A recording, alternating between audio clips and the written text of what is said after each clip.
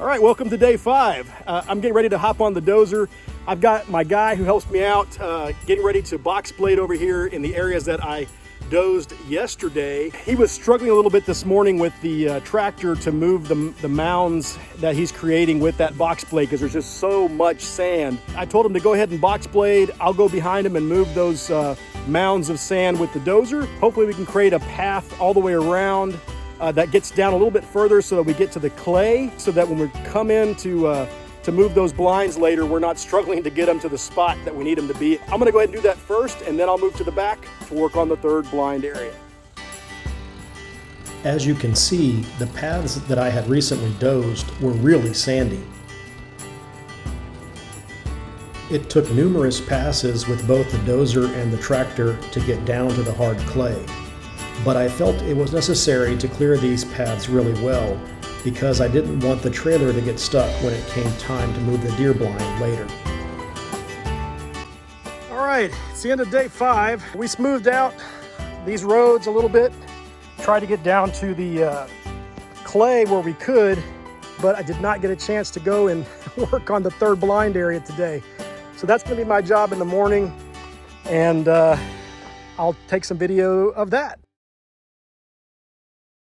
It's day 6, and I'm getting ready to head to the back for the spot where we're gonna put the third deer blind. On the way back there, I'm gonna go ahead and take some video and show you some of the paths that are already here. I'm just gonna kind of widen them at spots where they have a real sharp turn so that the trailer can get through without any problem. So let's go ahead and get after it.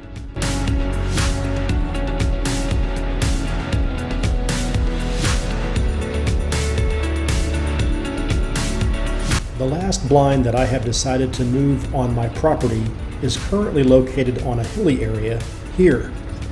As with the other blind that I mentioned in my prior video, I haven't seen many older bucks at this location because it is too exposed. Therefore, my plan is to move this blind and feeder to another spot in the woods near one of my ponds. And, just as before, I will put in a feeder lane and cut some new paths to connect with existing roads.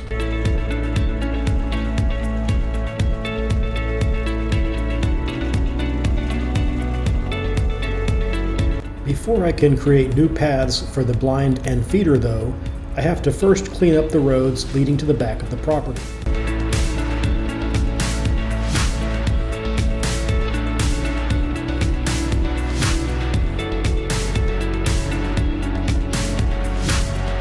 As you can see, this took quite a bit of work.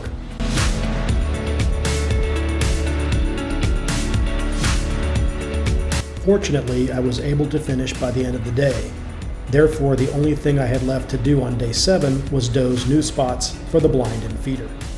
All right, it's the end of day 6, and I didn't quite get to clearing the spot for the third blind, but it's right here. I'm gonna show it to you. So that's what I'm gonna plan on doing tomorrow.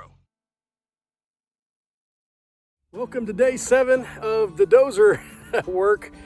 I'm out here at the spot for the third blind, and I'm getting ready to clear this area that I mentioned yesterday evening, which is where a dead tree is. And the reason that I want to do that, here's the dead tree right here. The reason that I want to do that is because it gives me good shooting lanes to look at. So let me show you what that looks like.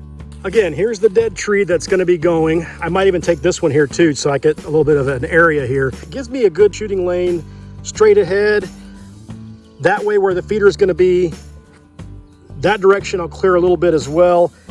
And then also, you can't tell because the dozer's in front of it, but it gives me good visibility that way too. So I definitely want to put the blind here. It allows me to look over the stock tank back here as well, which is why I want to be closer to the water. I don't want to get too far away from the water, but I don't want to be too close so that if there's erosion, I don't end up in the water with the blind later on. So that's my goal.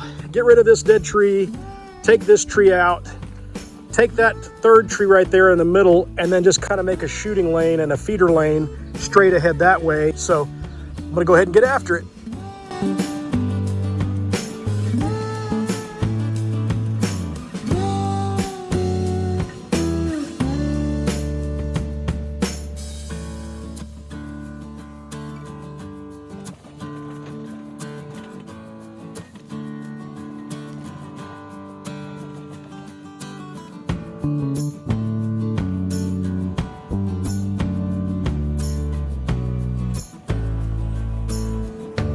Alright, I'm getting ready to doze that feeder lane path, but just as with the spot for the second blind, I'm going to need my phone for GPS purposes to make sure that I stay on the straight lines that I need. So I'll show you the finished product, but I can't take video while I'm doing it because I need my phone. So I'll check back with you in a little bit. Alright, I just finished dozing the feeder lane, which you can see there. And I made some roads that intersect it.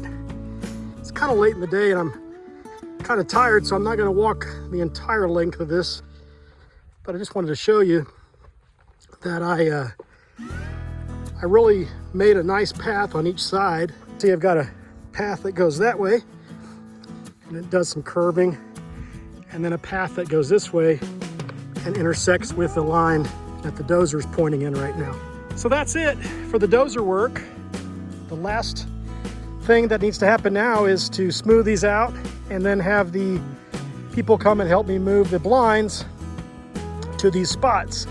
I need their special trailer to do that, and so that's why I'm doing all this work and making these paths so wide, is I want to make sure that they can get through here without any problem.